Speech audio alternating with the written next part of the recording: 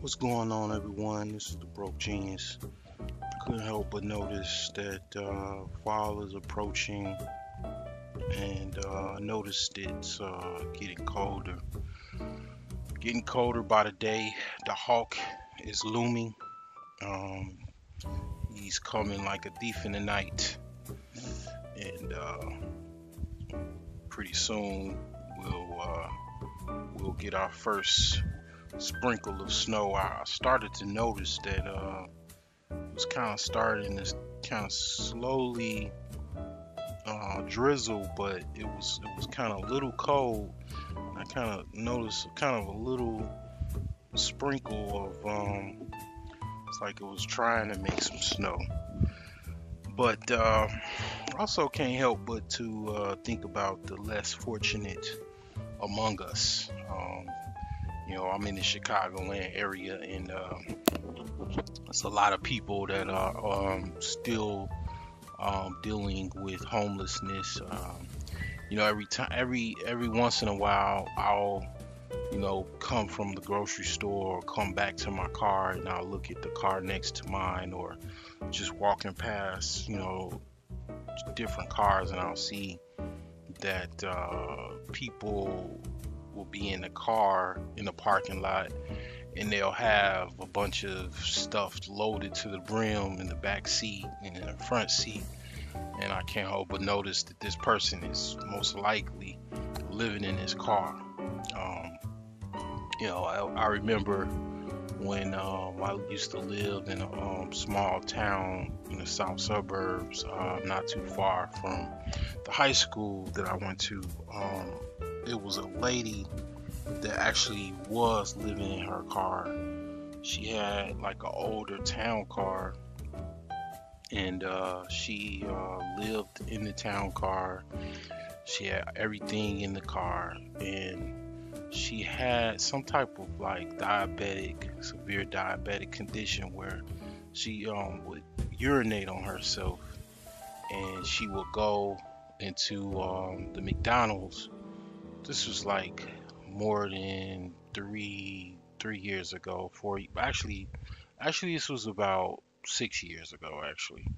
So she would go into McDonald's, and then she would wash up and everything, and she would literally smell up the entire McDonald's, because it was just, she was living in a car. I mean, she was going through a lot of changes. I mean, a lot of people have lived in their car. I haven't done that. I haven't got to that point, fortunately, ever in my life.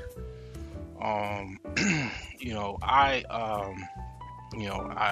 had humble beginnings, just like anybody else that has gone through any moments in their life where they have financial inadequacies.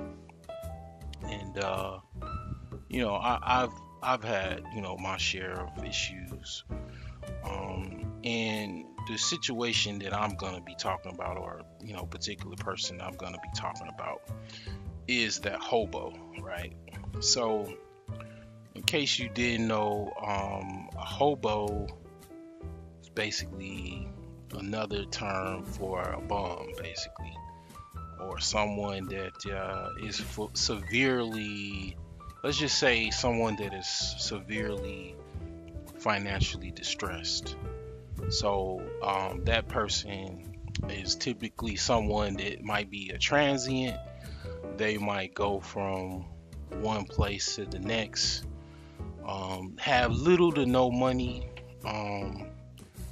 no job usually, or if they do have a job is odd jobs, such as one day they might be cleaning out someone's backyard or cutting the grass, or they might be detailing the car the next, or they might, if they're lucky, to be able to get a job on a construction site or something like that, or with a crew of laborers, and the life of a hobo is just basically financially cyclical, whereas one day they might have some money, the next day they might not. A lot of times hobos, because life is kind of very traumatic, they would have some type of alcoholic, you know, substance abuse, or some type of addiction that they have that also just kind of leads them to also being a hobo, and also kind of keeps them there in in a lot of situations.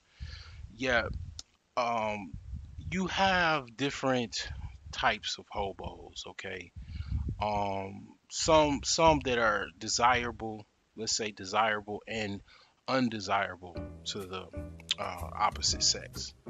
And then, I mean, of course, you have women that are hobos as well, but we're talking about the dynamic from a man's perspective, um, and basically how that relates into actually the S&V market, basically. So, this dialogue is for that.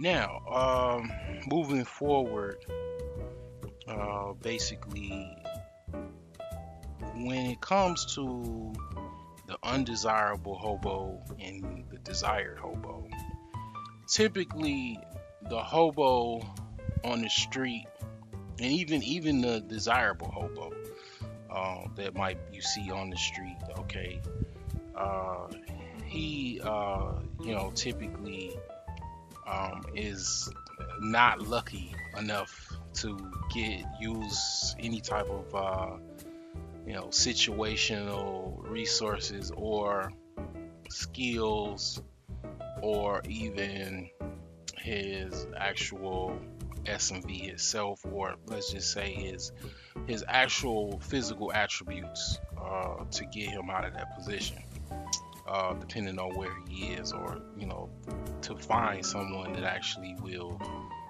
take him in.